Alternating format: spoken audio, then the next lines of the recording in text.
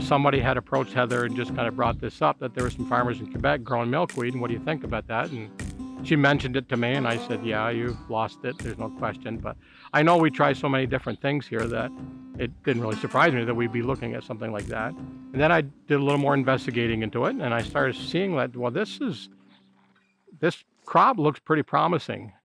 But it's actually really difficult to establish because it takes weeks for it to germinate, and you need to plant it when the ground is really warm. And so, you're planting in June and it's warm, the ground is warm, and so everything wants to start growing, including the weeds.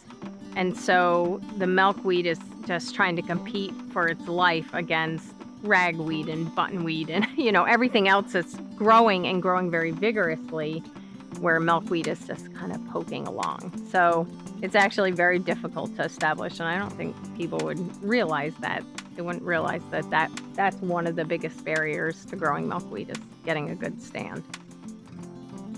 And then all of a sudden it starts looking like, wow, this can be a crop. It looks good when it's all filled in and there's not other things competing there. So, the old saying that if, weed out of place is a crop, and these aren't out of place anymore because that's what we're growing. So it's a medium-term perennial. So essentially you plant it, and then really you don't need to plant it again for probably 7 or 8 years.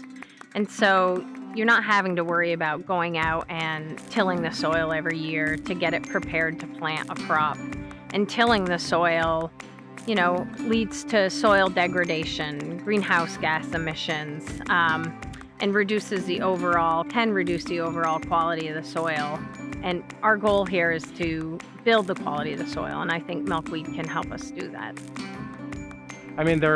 Soil erosion is a big concern, and having a cover on the soil, and we've done so much with cover crops over the years, and if this can be one of those crops that we can have an economic benefit from selling the product when it's done doing its thing naturally, which is the pollinator aspect and everything, and the crop stays there, the residue stays on the soil, so we're covering the soil. So there's a real potential for the environment as far as keeping that soil intact. And that's a climate, I would say, in some ways, adaptation, not having to be out in the fields in the early spring when we're getting a lot of rain, or, in the fall when we're getting a lot of rain. So I think the less kind of tillage we have to do, there's a lot of benefits to that, especially as the climate becomes more erratic and the time that we have to do those types of practices becomes highly variable.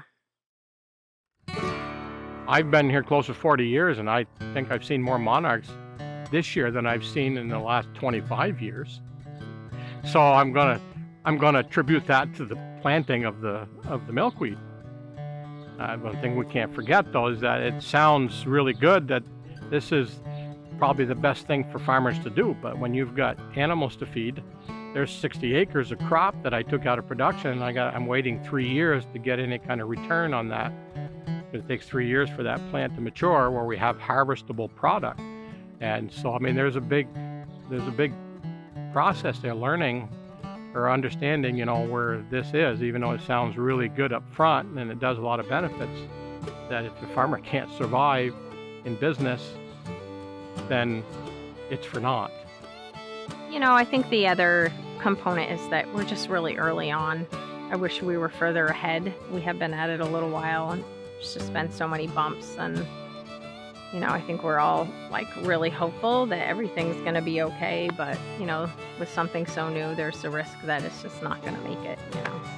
And the primary one is really the harvesting process and having a clean material that doesn't have dust in it, and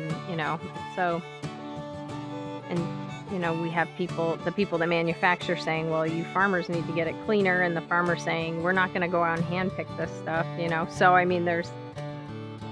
there's that. So there's a big hurdle that has to be overcome. If this really works the way that we anticipate it to, then wow, this would be great to have farmers that are trying something to have some kind of economic gain, and not just for water quality, not just for economics, but for the pollinator aspect. there's not a farmer out there that doesn't want pollinators. We know we need that to grow whatever we need for food supply, cattle or whatever. But we don't think about it like climate change. We don't sit there and dwell on it. We just like, all right, this is what I got to do because of that. And I'm excited about this, very excited.